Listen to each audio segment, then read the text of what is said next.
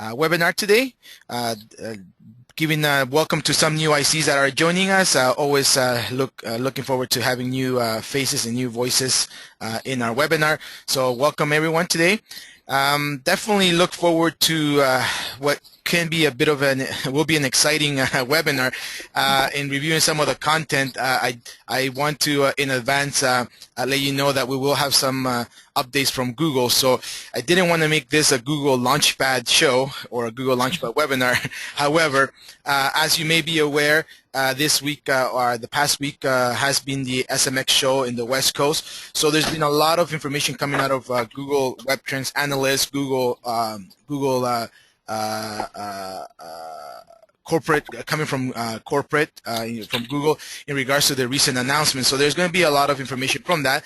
But I'm joined here by Amalia this morning, and wanted to have her give us a shout out as well. Yeah, good morning, everyone. Welcome to today's webinar. Hopefully you enjoy it.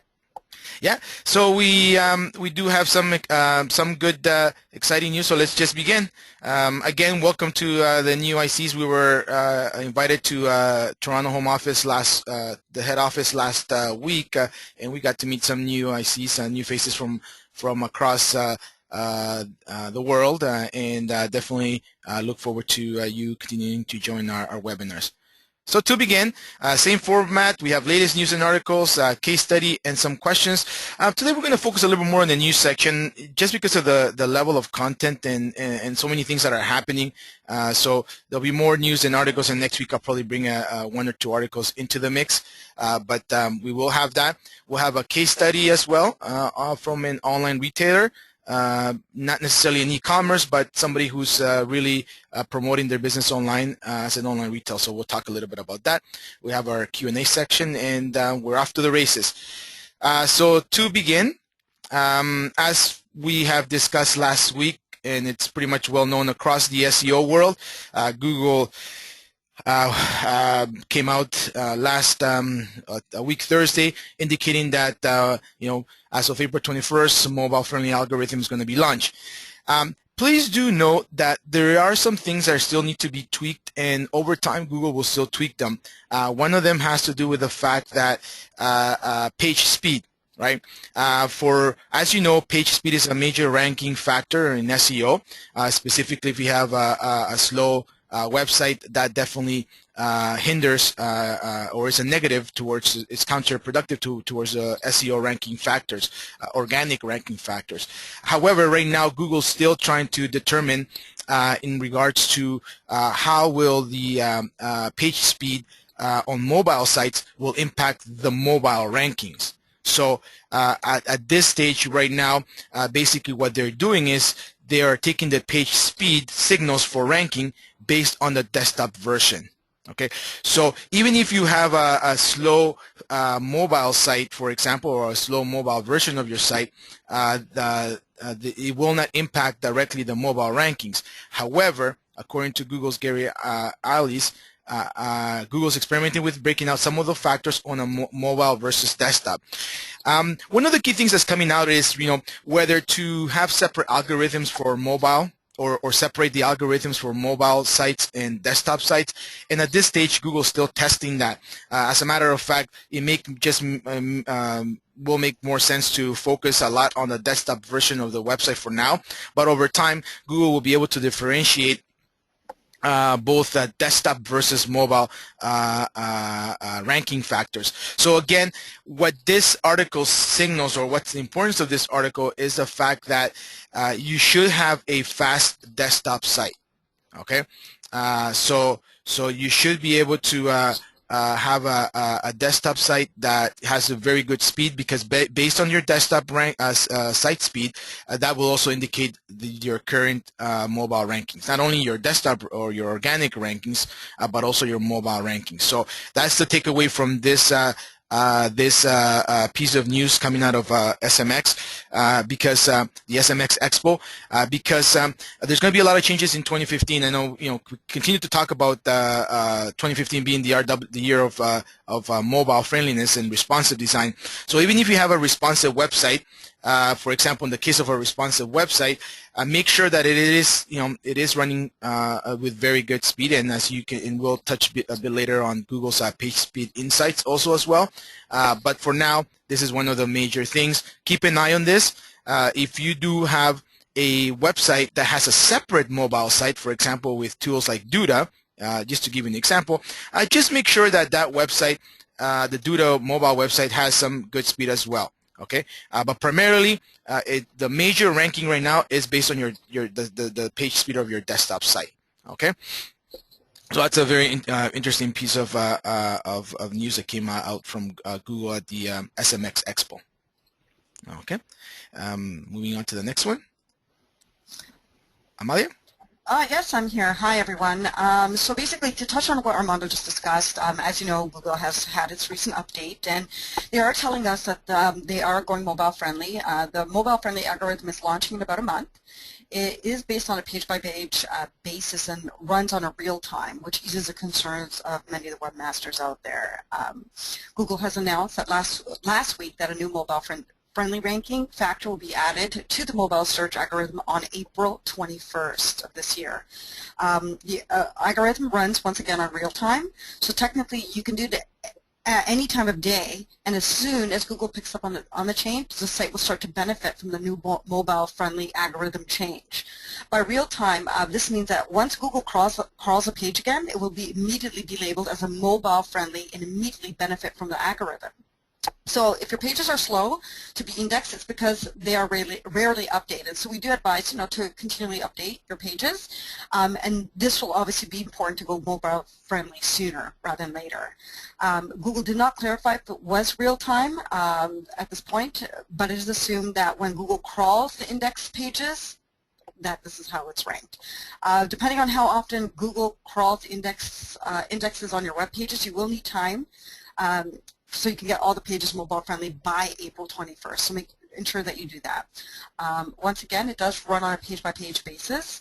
It has been confirmed that the algorithm is run on page-by-page basis. And so if, let's say, for example, you have 10 web pages on your website and 5 of them are mobile friendly and 5 are not, the only pages that are mobile friendly will benefit. Okay? So it's very important that you do go mobile friendly. It is something that's growing vastly. Did you want to touch on that, Armando? Yeah, no, definitely. So one of the concerns that came out of the SEO world, specifically with webmasters, is the fact that, let's say, my website, it's not the mobile friendly today, but let's say in about 2 weeks I convert it to mobile friendly. Let's say I go responsive website design. How long would it take for Google to re-index that new website? We thought it was going to take maybe 30 days, 15 days, etc. But from what Google's telling us and Amalia has indicated, it really is supposed to be a very fast update. So hopefully, Google should crawl your website on a weekly basis if you are putting content. And this is why, from our specific standpoint as SEO experts, we try to always have one new piece of content a week and try to limit that and try to encourage Google bots to crawl the website. So it shouldn't take a long time. So the moment that you switch to either a mobile friendly site or a responsive design, it should index very quickly. Okay. However, do not wait till April 21st to do the change. Try to, like Amalia said, try to do it in advance. Talk to your client. Start the process right away. Right, because after April 21st, it will be considered a component in the ranking factor. Okay. Now, the other thing that Amalia mentioned, which is very key, is it's on a page-by-page basis. So this will affect those websites. For example, you have a desktop version of the website with, like, let's say 50 pages or 25 pages or 20 pages desktop.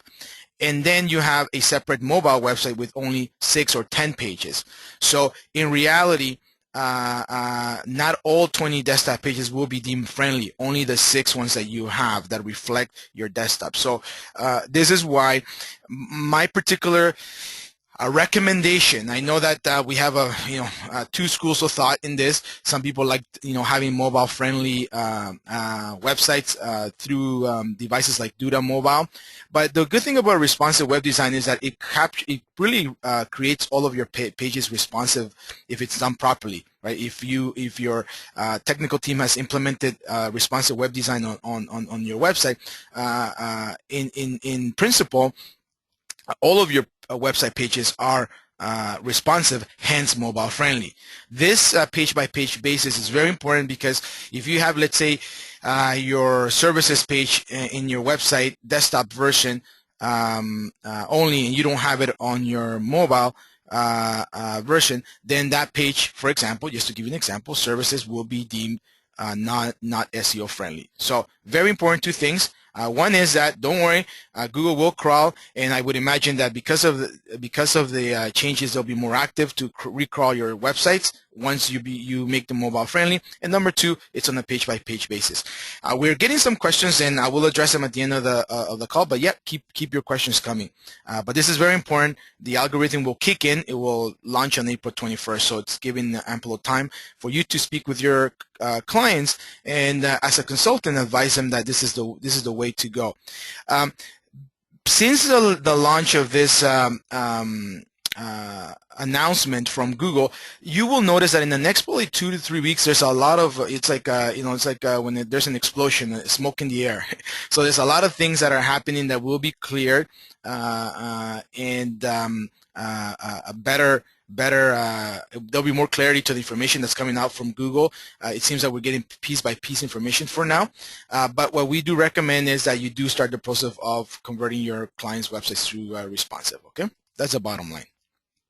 Another piece of news interesting coming out of Facebook is that Facebook recently launched a change in the way it's going to count your page likes. Okay. Now, in the past, the understanding that was happening was that Facebook was actually counting page likes from deactivated and memorialized accounts, pretty much dead accounts, right? So even let's say you had a Facebook page that had 100 Facebook likes, and out of those 100 Facebook likes, 90 of those, or let's say 80 for the sake of example, 80 of those were actually active Facebook accounts with active users, and 10 of those were deactivated, meaning people had deactivated them, no longer used them, and 10 of them were canceled or closed. You would still carry on, your stats, your Facebook stats would say that that you would have 100 page likes, right? However, the way it's going to work now is that that if a Facebook follower who actually gave you a like, if his account has been deactivated or they canceled it or they closed the account, that like count will be adjusted accordingly. So let's say now that you have 100 users, 80 of them active and active users, 10 of them deactivated and 10 memorialized. Your new number will be 80, not 100 likes. Right? So this is in regards to page likes, not followers, page likes. So if let's say these 100 followers gave you 100 likes, only 80 will be active. Okay. Now this is a good thing because your numbers will be a little bit more direct, more that will be clear and more accurate in regards to your analytics of Facebook likes and Facebook users. In reality shouldn't affect primarily most of Facebook pages if these pages have been done correctly. The ones that are going to be affected are the ones who have paid for likes, or they have artificially enhanced their numbers in some other way. Sometimes you go to some websites, and I've seen them where you're actually paying people to like you, or you are really pushing 100 users from different countries, and in reality you're only targeting, let's say, a North American demographic. So for example, in Canada, just to give you an example, I own a business and I'm focusing, I'm a cleaning company and I just focus on the area of Toronto, and all of a sudden I get 100 page Facebook likes from Brazil or from Mexico or from China or from not China, sorry, maybe from India or the Middle East, a country where it has no relation to me, that means that there's something fishy going around. So it's really going to affect those accounts, because most of those accounts are either deactivated or memorialized, so they're not real accounts. So definitely a good step from Facebook into trying to create more accuracy in the reporting, as well as trying to nail down a little bit of those people that are cheating. So if you and your clients are growing your audience organically, meaning the proper way, meaning encouraging people to like you in a very tactful way, and the proper way of doing it, you shouldn't notice a big drop. Although, do note that in the next few months, if your clients' Facebook pages likes do drop, let's say by I would say 2, 3, or 5% perhaps, it's because of that most likely. Maybe these accounts are deactivated, they're no longer active, so Facebook will eliminate those likes from your numbers. Okay, so very good step, I think. It's nothing that we should be too worried about, but do note that there's going to be a bit of a change in that sense. Okay, excellent. Oops, I skipped one. Okay, Hamalia, is this? I think this is yours as well. It does, yes. Actually, I came across this really interesting article. It was basically placed at the SMX show where they actually, discussed this and presented it to everybody. They confirmed that, ironically, the most searched term on Google is Google itself. So anyways, this being said, discussing the importance of sites shifting to secure search, analysts pointed out that many people search Google to find login pages for popular sites such as Facebook, emphasizing the point of unexpected searches that Google is the most popular search topic that the search engine in fact handles. When asked what most searchers click on after searching Google on Google, analysts were not sure if it was the first link leading them back to the Google's homepage that gets the most clicks. So that's still, under, I guess, review per se. In addition, analysts went on to say that they will be running an internal test to flag sites that have broken security certificates, seeing that this happens with nearly half the secure sites Google sees. So depending on how the experiment goes, Google may decide to publicly flag sites with broken security certificates as potentially unsafe. So I thought that was interesting. Armando? Yeah, you know what? I'm going to cover a little bit more on the last point that you made in regards to the HTTPS sites that have broken security. I'm going to cover that next week a little bit more. There's so much information this week. But definitely it's very interesting that people, even when you're looking at logging at pages, as opposed to typing directly facebook.com, they actually go into a Google search bar and type Facebook to get to the login page. So it's just a bit of a quirky stat in regards to people are still kind of using Google search engine to look for other websites. And this is why when you're looking at your analytics on a month-to-month basis, you see that a lot of the search results that are coming out on the organic side are branded terms, and that's because people are still, even though they may kind of know the URL for a company, they'll type in on Google preferably first, and then they'll click on a link, as opposed to just typing, for example, wsiworld.com.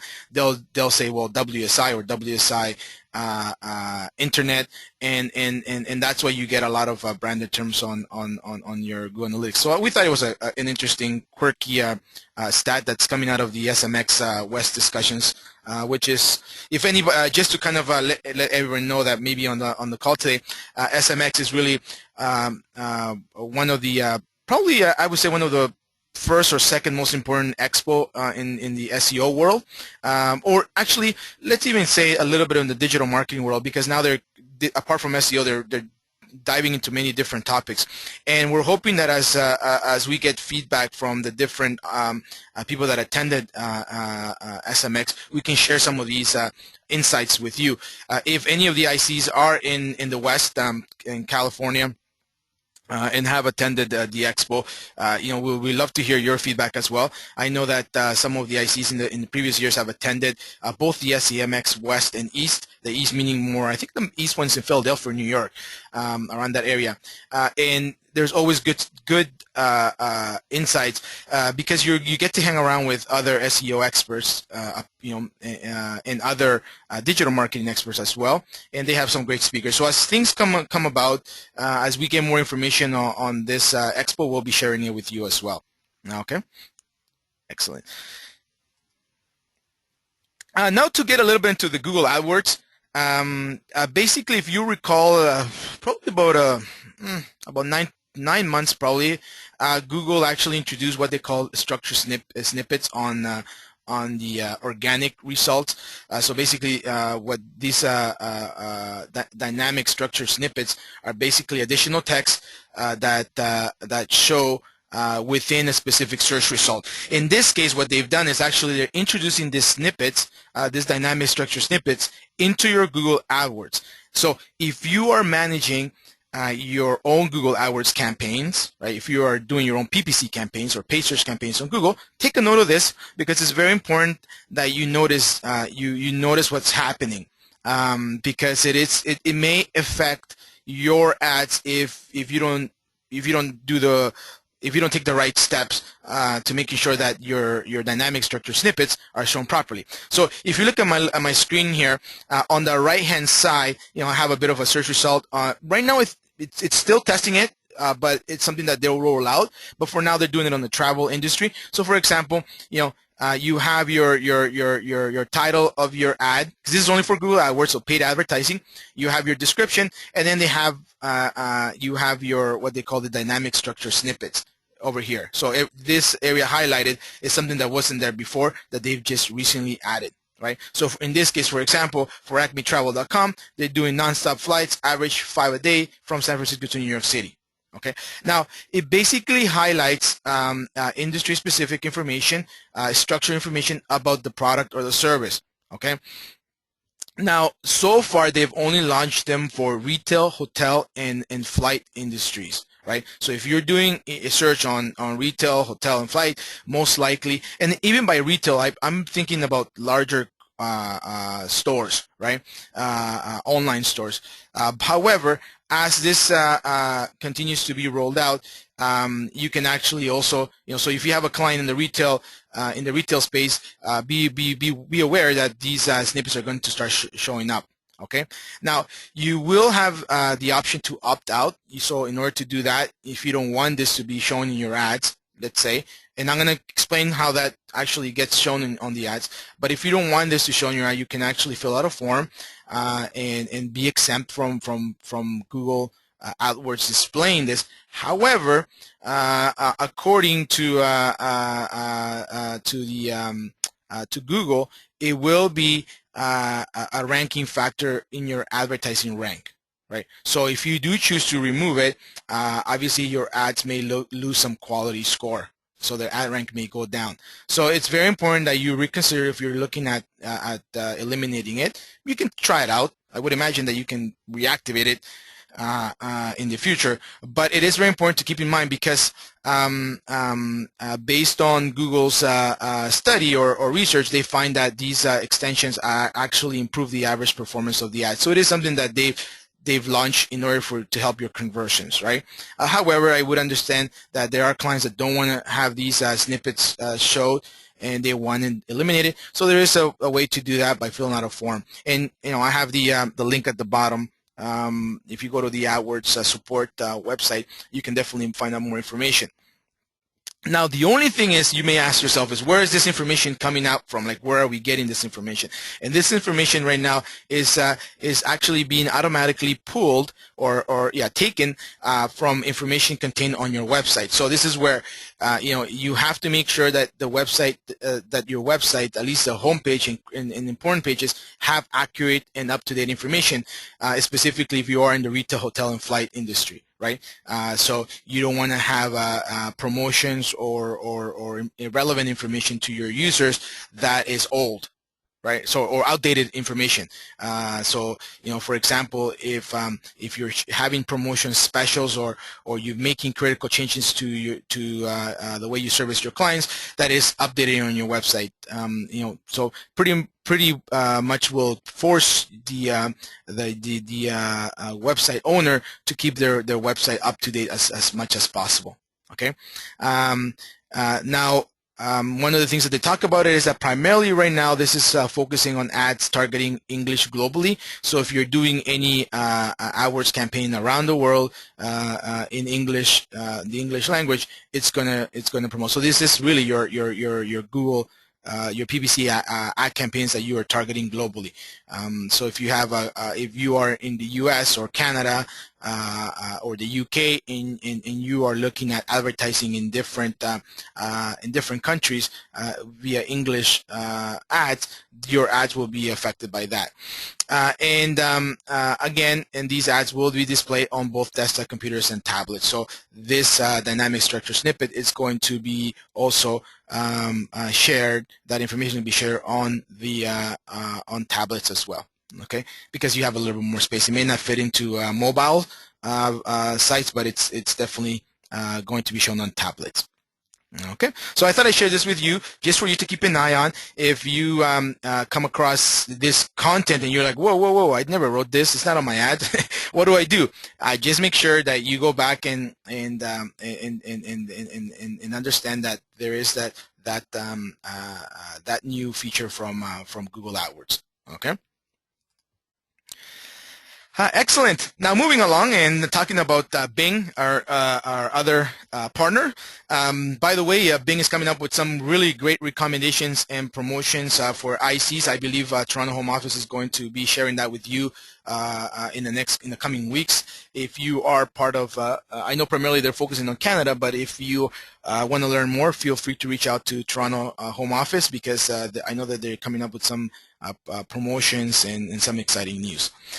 So moving along with Bing, actually Bing just launched a new site where users can actually leave any suggestions to make the Bing search engine or much better, or the Bing site, let's say, much better. So right now, they have they're kind of launched this campaign via what they call a virtual suggestion box, and I'm going to share in a second. But according to Bing, is a site where you can contribute your thoughts on how to make Bing better, vote on the ideas you like best, and tell both us and other users the cool, unique ways you use Bing. So it's a very good campaign from Bing to reach out to its users to make user experience much better on the Bing website. So it's a cool thing. If you are a Bing user or if you would like to contribute, feel free to go to binglistens.uservoice.com. They're using that technology to record it. I'm going to take you there in a second. And the purpose of this, it's really aimed at consumers. It's not a webmaster's a forum where you can provide some recommendations that will improve the search engine's way of ranking or algorithms, or it's really more for consumers. It's for user experience. And so far since the launch, they have over 100 posts, and there seems to be getting a lot of feedback. They have different message boards on your feedback on Bing's homepage, image search, maps, mobile, Bing rewards. Again, it's from a consumer's user's experience. So if you would like to contribute, feel free to go. If you have the time and want to go through some of the posts, feel free to submit your feedback and also vote. Apparently, this is something that Bing is doing to reach out to its users to better improve the usability. Now, there was a bit of a thought from the author where they're saying, okay, is this really a PR stunt, or will Bing really listen? Meaning that, out of these 100 posts, how many of these posts are actually going to get implemented, right? I would imagine, and the author talks about it, that if, let's say, this list continues to grow and Bing does not do anything about it, you're going to get some angry consumers, angry users, because you know what, people have spent the time, have shared their thoughts, and Bing hasn't done it. So I hope it's not the latter. I hope that actually they do. It's not a PR stunt. It's actually that they want to share with their users. But anyways, I thought that was a bit interesting, from the, because you never know, right? Just give me a quick second. I'm going to share the site in a second. So as I share my screen, it's binglistens.uservoice.com. You can go here and you can see that actually now they have 275 ideas.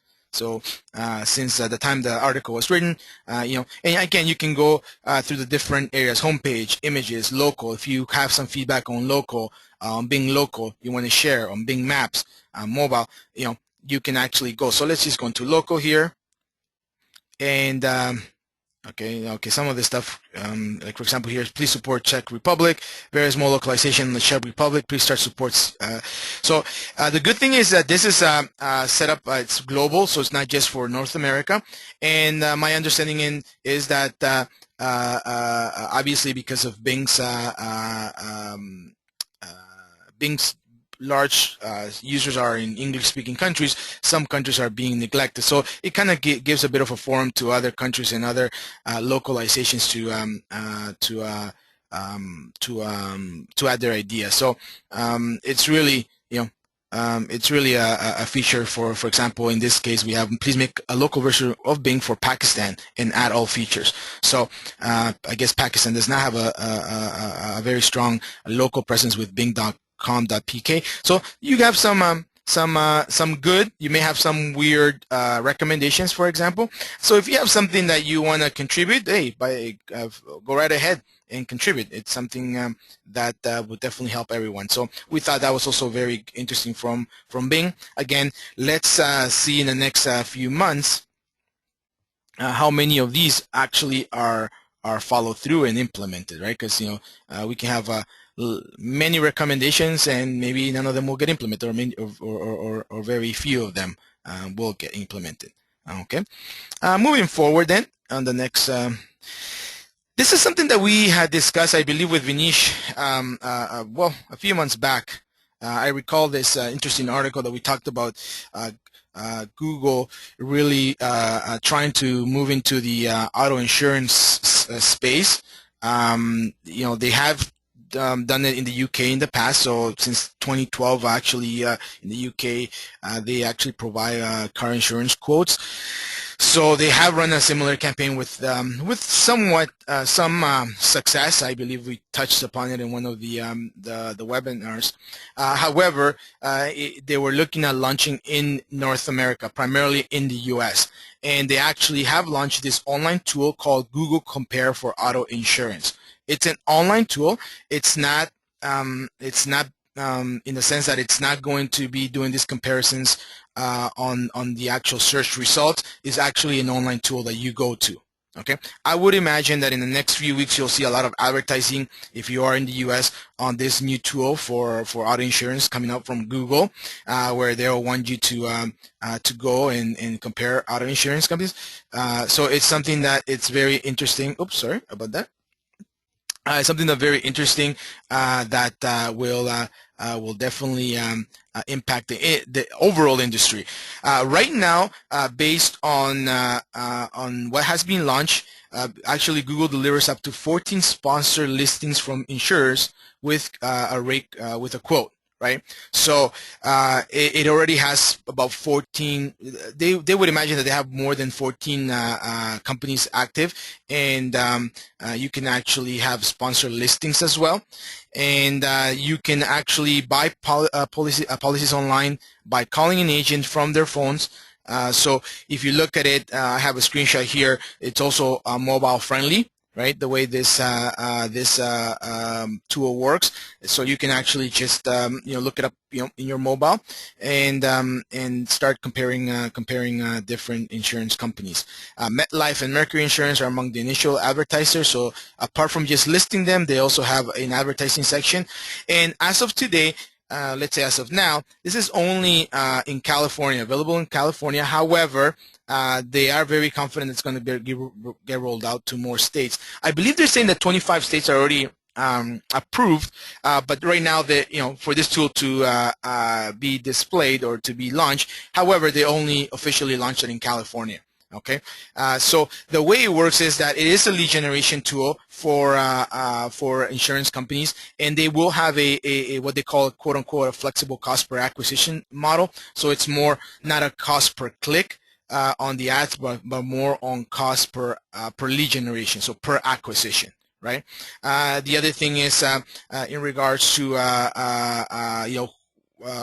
your advertising, if you're running an ad or running different ads, how does yours get shown more? How does yours get displayed? Well, apparently it's not based on payment. It's really based on there isn't really a formula on how many times your ad gets served on this tool. However, I would imagine that as they continue to test and fine tune this tool, it's going to have a more accurate cost per click maybe in the future. But for now, it's really a cost per acquisition, right? Like I said before, they ran something like this back in 2012 in the UK. It had some levels of success. And one thing to note is that because this is a tool, right, it's not part of the search results. It's a tool that you actually have to go online to use, like a website. It won't really compete with advertisers in AdWords in AdWords. So it's totally separate than AdWords. Okay, this is a totally different tool that if you have a client that's in the insurance industry that would like to try out this area for lead generation, hey, yeah, it's a great way to run a promotional or a 30-day or 45-day campaign, or even a 60-day campaign. But again, it is an online tool. Just to kind of let you know, I mean, there's a lot of things coming out given this news piece. There are some people that are saying that Google's preparing themselves to go into the auto insurance business as well. In regards to actually providing insurance, I don't know if that's the case. However, it is a great tool if you're looking at buying insurance, and it's a great tool for your clients that are in the insurance business, that you may be able to at a local level provide advertising.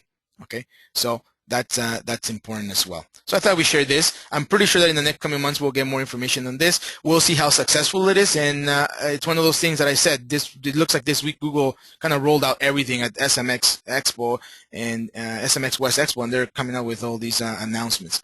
But I thought I'd share this important one with you, specifically if your clients, you have clients in the auto insurance business. That's because that's where they're focusing on right now. Okay, another key thing that came out of this whole algorithm newswire last week Thursday regarding Google focusing on now potentially indexing apps as well. I kind of mentioned to you that over time I will be providing more information, because we still have that school of thought of if I have a mobile website, should I also do an app? Should I have an app? So it's something that you have to research very well. But at this expo, Maria Mueva, who is actually one of Google Webmaster's trend analysts, she talked a little bit about how Google is working on ways to improve app discovery within standard web and mobile web searches. It is something that they're going to be focusing in 2015. We don't know to what level or what degree they'll actually be able to begin indexing any content that's on apps, right? However, one of the things that she did mention is that right now app indexing, or indexing content that is in an app, it actually only currently works if the searcher has the app installed. So again, it's going to be interesting to determine if as you're kind of going through your client's Google Analytics, let's say in the future, how many, let's say their website or their business has an app, how many of those users are coming to their website or to their app based on the pages that is being indexed. Because right now, in order for this to work, the searcher has to have the app installed. right? So it's probably going to be based on the people that use the apps, right?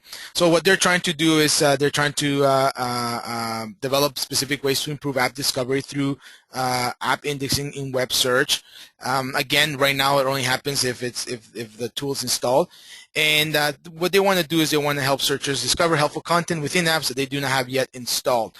So let's say I have an app on my phone that I installed 3 months ago, and the information is not up to date and I haven't really updated it. Well, they're trying to determine ways that if there's new information, that information can be fed into my search results as I'm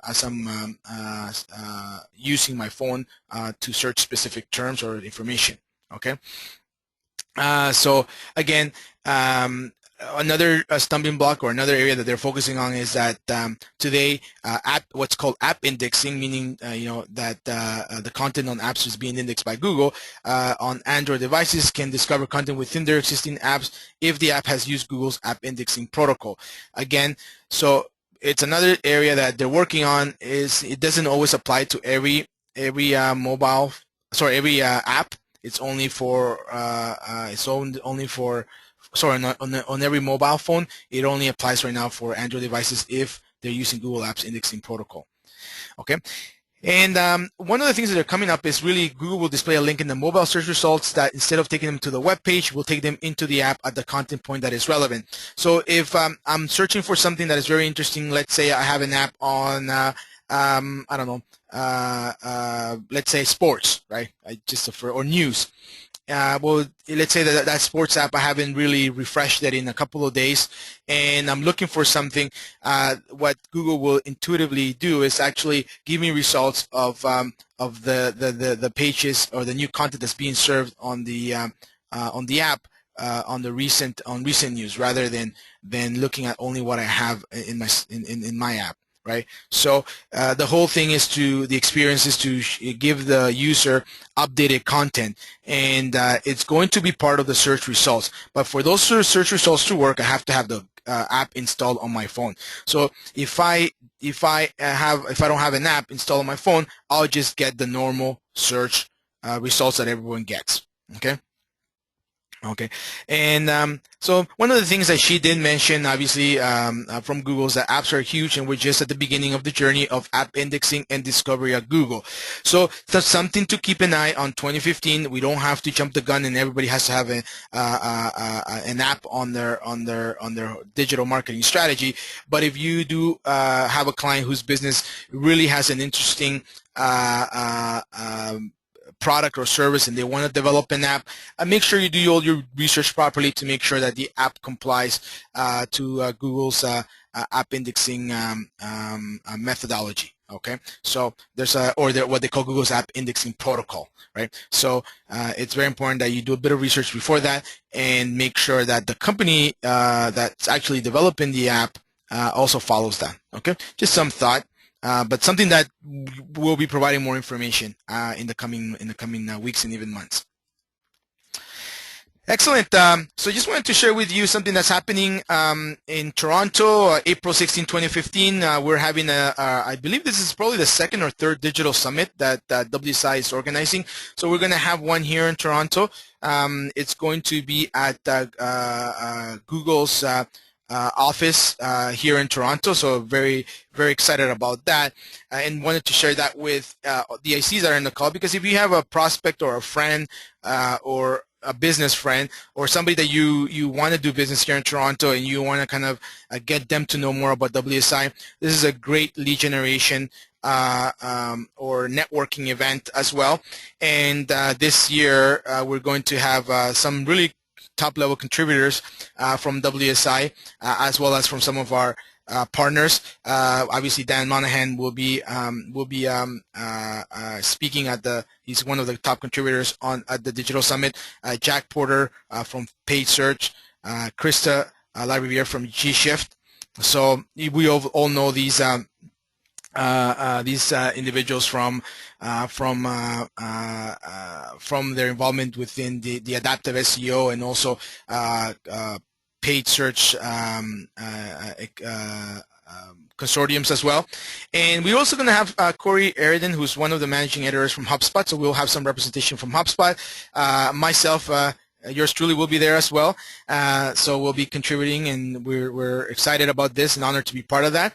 We're going to be focusing on adaptive SEO. And then we're going to have Matt Irving from BigCommerce. I think this is also very important. There's been a lot of changes within e-commerce, as well as a lot of queries that we get in regards to the use of BigCommerce and how it can be better implemented to your client's business. So Matt's going to be talking about that.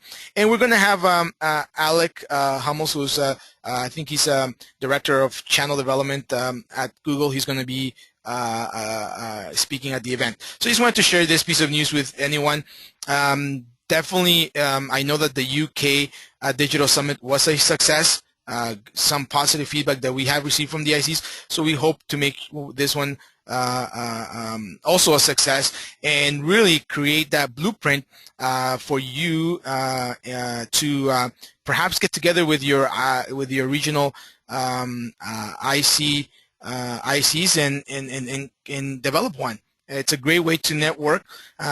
We've had great successes with ICs that bring their prospects to the summits or to any networking event that WSI is promoting.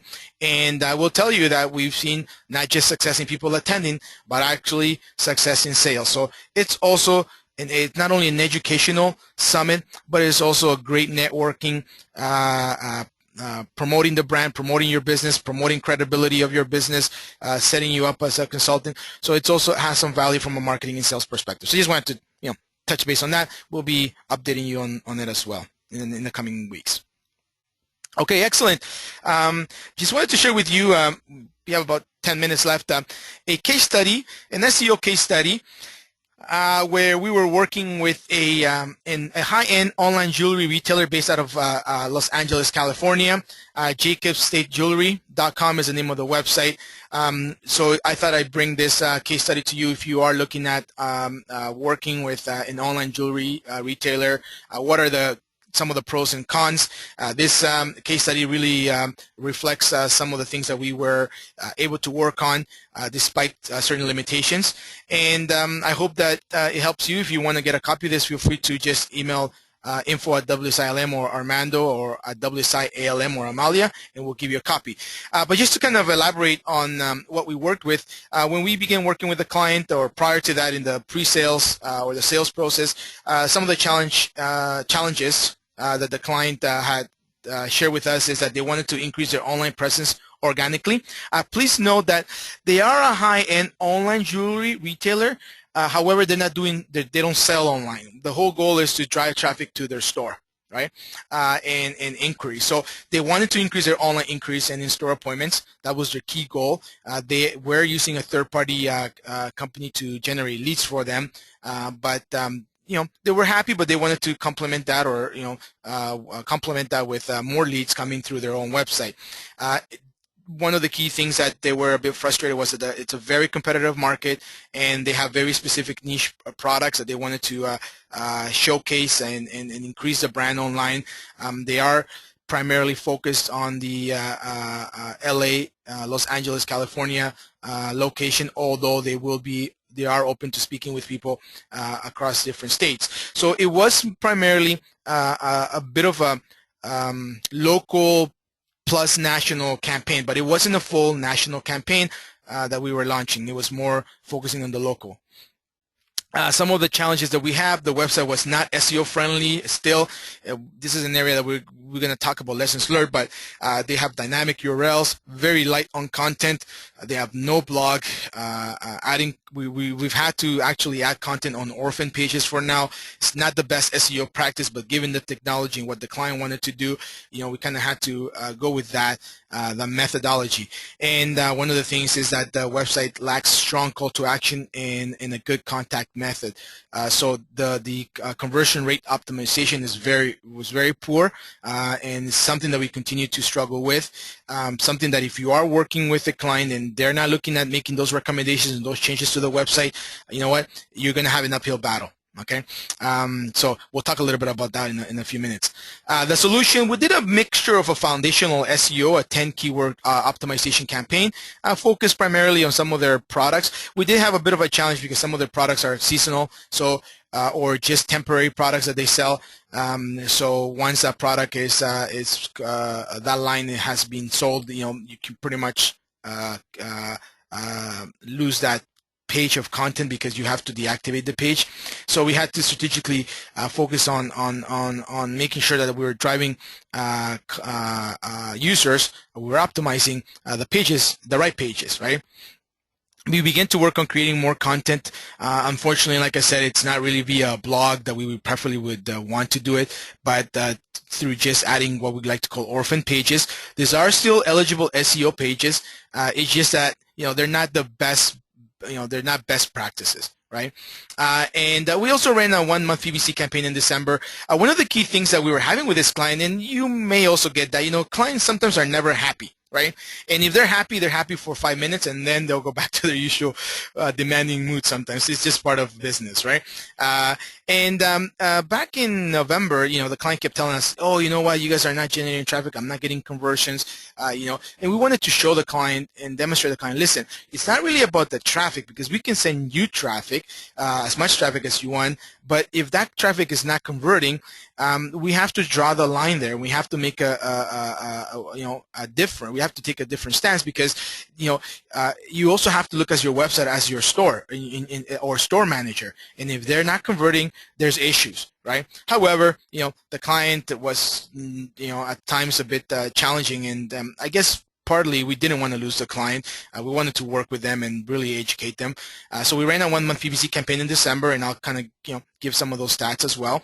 And that was part of the solution. So SEO plus PPC, we've been working with them for about 10 plus months, coming to 11, I believe, and had a lot of challenges, as a matter of fact. Sorry. Because we were kind of going after all these keywords, 10 keywords, and we also had some longer tail keywords that were geo-targeted as well, and we weren't getting anywhere. And we are happy to say that after, let's say, 10 going into 11 months, we were able to start generating proper rankings. Right, like some really nice rankings, right? So you can see right now, these are some of the rankings, SEO rankings that we have been able to accomplish, and some of them are very particular to the client's business, okay, and even particular to their geo-target in Los Angeles, right? So, it took us a long time. It wasn't something that happened in month 3. We're now in month 10, 11. Now we're kind of seeing these type of results given the limitations. And I'm going to share with you the site in a second. But as well as you can see that they were not really happy with traffic. So, they were not happy with conversion. So if you can look at on the right-hand side, we started doing a bit of an analysis since August to February, for example, on the amount of traffic that was coming from organically versus overall visits. And if you can see here, you're seeing that, from August to February, we pretty much started increasing the SEO traffic, organic traffic that was being generated. So we went from August 406 visits organically, right, or sessions, now called sessions, to today 1057. So we pretty much, looking at 121% increase over the last 1, 2, 3, 4, 5, 6, 7 months. And a little bit of information to note is that even when we kind of did a bit of PPC in December, it lifted our organic traffic, right? We were kind of hovering around 460 for 2 months, and all of a sudden we got an extra 100 users. And all of a sudden in February, with no PPC at all, no paid advertising, our organic, our SEO traffic increased. So it did take some time, and you can see this correlation to the number of keywords that are on the first page and primarily on top, I would say top 5 spot. So this is where we're ranking up to here. So there's a lot of hooks out there getting us traffic, right? So this is the situation where we are driving 1,000 visits to the site, and this client is still not very happy, right? At all in regards to conversions. So quickly, just I know we're kind of almost running out of time here. Just give me a quick second. I'm going to share some of the frustrations and lessons learned as well in regards to this specific website. Okay. Okay, here. Let me just share this with you. So this is their website today. I hope you can see it. And it's a nice looking site. It's very very elegant, if you will. However, right away you can tell, and we've been talking to the client since month 2, month 3, in regards to putting stronger call to actions over here in the header. We need a stronger call to actions for people to call you, for people to book an appointment, to come and see you, even put your social media badges at the top. Use this real estate space for conversion optimization.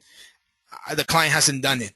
They're using a third-party web developer that's always busy, and it hasn't made the changes that we requested so far. So it's been a bit of a challenging uphill battle working with the client as well. So something to take into consideration, that if you're going to take on a client, prior to taking on a client, make sure that you go through a website review and top-level recommendations that you commit your client to also doing over time, because you could be driving 1,000 visits to this site and you can see that the conversions are not coming and they're not happy. Is because, okay, I get to this page and I don't really, there's not really a call to action, right? It's beautiful, nice products and services that they may have, but still, they don't even have proper content. And we've been fighting to have content on the homepage, a big no-no. I mean, if you don't have content on your homepage, it takes a longer time to optimize your homepage. So again, God knows that we've been trying to work with the client to make sure that we were able to generate the results that we're generating and generating the traffic. But again, it's one of the challenges that we've had. Even when you go to their contact us, not the prettiest or the most conversion rate optimization forms, yes, nice piece of jewelry, but I would rather have somebody smiling, a real person smiling with a headset, and some nice content saying, we look forward to hearing from you. Contact us if you're looking at A, B, C, D. Feel free to fill out the form. We'll get back to you with X, amount of time. So as you can see, the contact us page is not as great. So just giving you some of the things that we're still struggling with the client, and they've committed to doing, and they haven't been able to commit it to us, and they don't want us to do it. So a bit of a challenge. Now when you go into the actual products, again, very light on content. So it's very challenging to optimize. And here again, it doesn't really go to your contact us page or a request a quote page, which would be primarily the best way. If you can put a request a quote page even on the inner pages, that would be great. But something that, because of the limiting of the technology that we are working with, they haven't added it. Okay. Again, not a bad looking site design way, but just key components of conversion rate optimization that we're struggling with the client, and that's why they're not getting a lot of forms completed. Okay, so very important. They don't have a blog, so if you go through the whole website, you notice that the content is very light.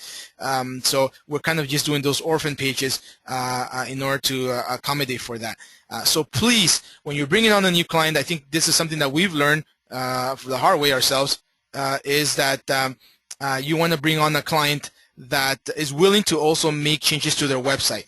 Why do I say that? Because number one, lesson learned here is understanding the limitations of technology and advise your client accordingly. Even before you engage them, you can tell them, look, I'm willing to work on your website, but definitely, here's a list of things that we would recommend you do before starting. Why? Because your website is your vehicle for conversion. We can drive all the traffic. If it's not happening, well, you can't just blame the traffic. Number two, continuous education. This is another thing. Sometimes clients think that just because they spent $5,000 or $10,000 on a website 5 years ago, that website should last a lifetime. No, technology changes, your users change, algorithms change. There's so many changes that happen in the industry that, marketing is an investment, not a cost. If the leads that you're generating on your website are generating X amount of sales, give some of those revenue, allocate some of that revenue that you're making back into your website, right? Don't ignore your website. It's like if you have a farm and you don't take care of your farm, and it's not going to produce, right? It's not going to produce the products, or the vegetables, the produce, or that it's supposed to, or so it's really, you have to treat your website as your vehicle, and you have to do maintenance on it. Stick to your recommendations and make sure clients follow through to implement. Very key. I always get ICs telling us and giving us feedback. Hey, I didn't get any recommendations this month.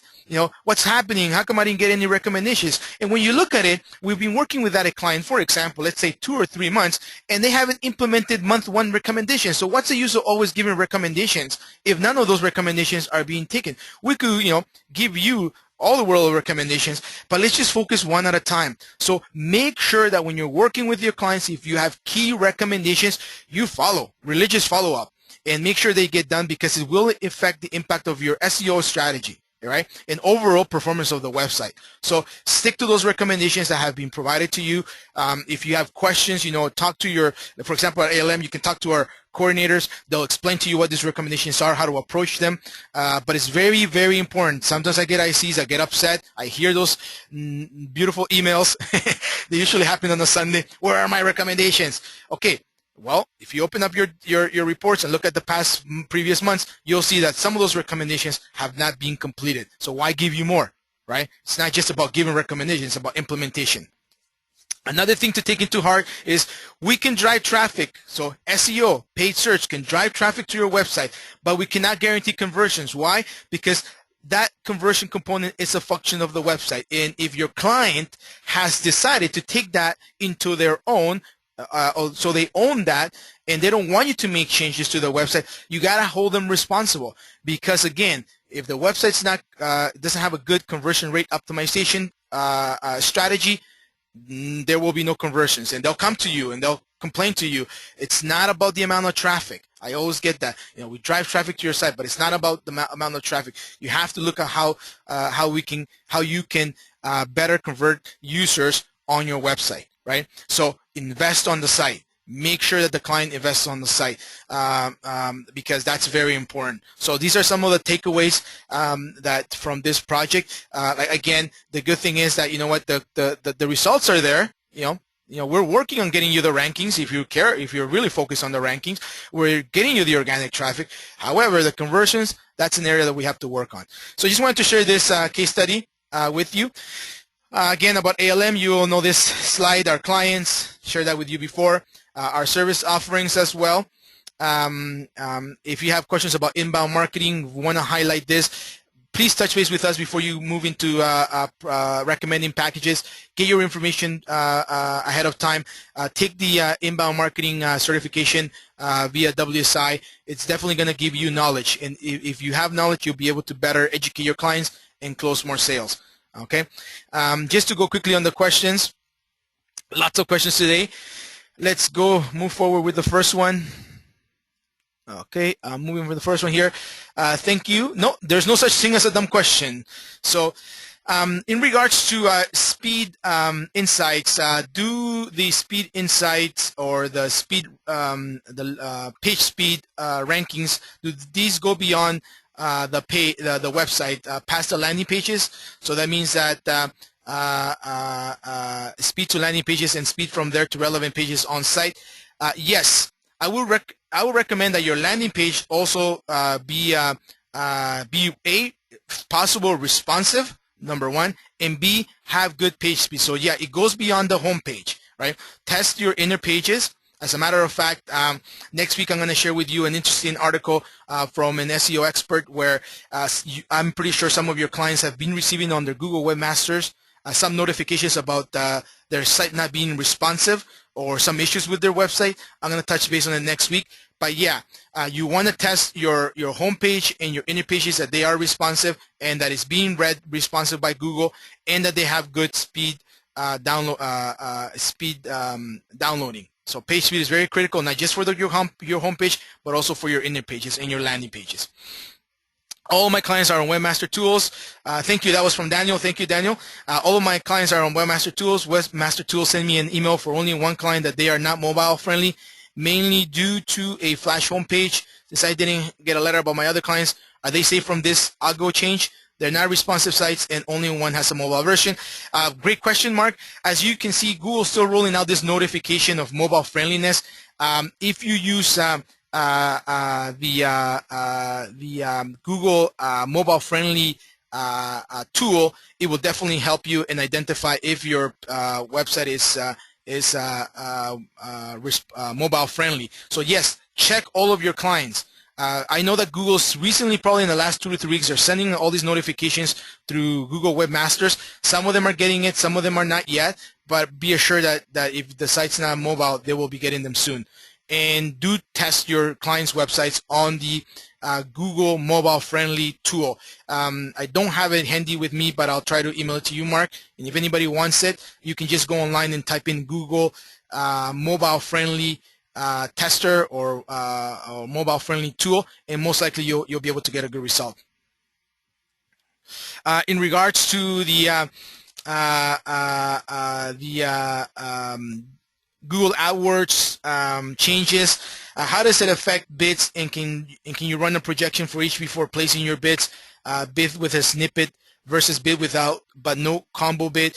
Daniel, this is something that still needs to be tested. What I recommend is that maybe you run some tests. That there isn't really a clear answer. I mean, Google, sometimes they'll launch things and they'll do some internal testing on how that will work, but they don't really give us the answer. So maybe if you can run a test with the Google snippet changes and seeing how that works. So I will post that question to our page, our PPC team, and hopefully they can get back to you on that ourselves.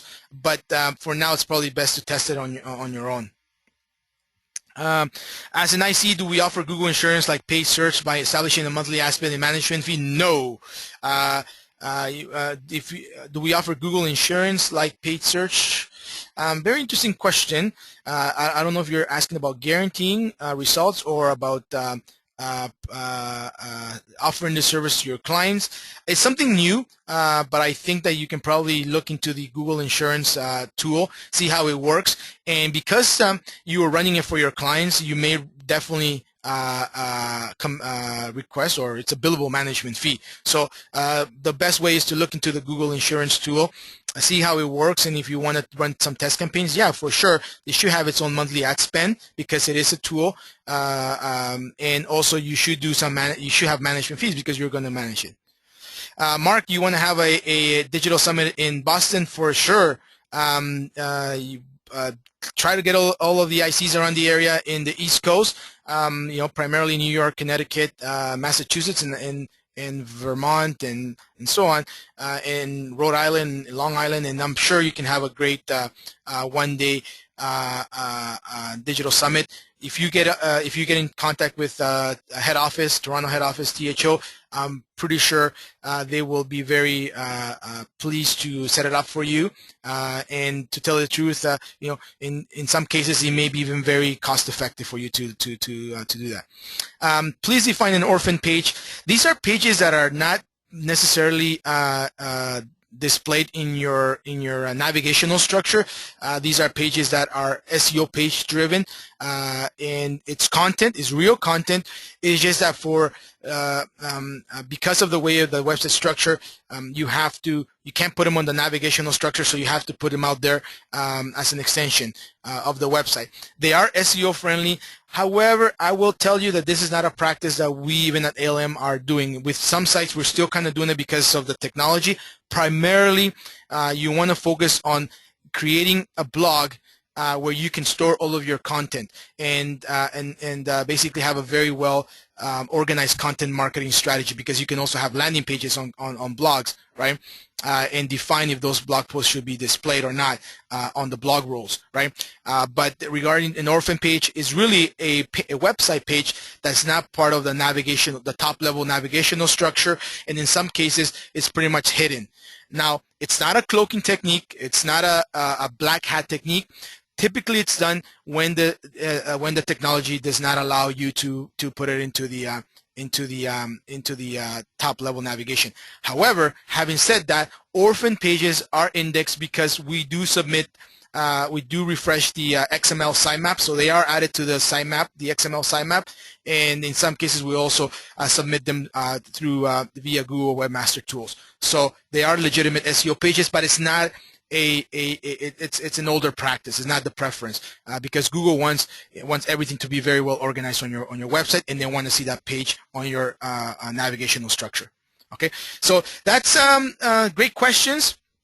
Thank you for your time, everyone. Sorry we went a little bit overboard today, but great questions. I will be posting all of these. We're a little bit behind in posting our webinars, and hopefully this week we'll catch up. And feel free to email us at Armando@WSILM or Amalia@WSILM or info@WSILM if you have .com if you have any questions. Have yourself a great week. Enjoy the rest of your week. Take care.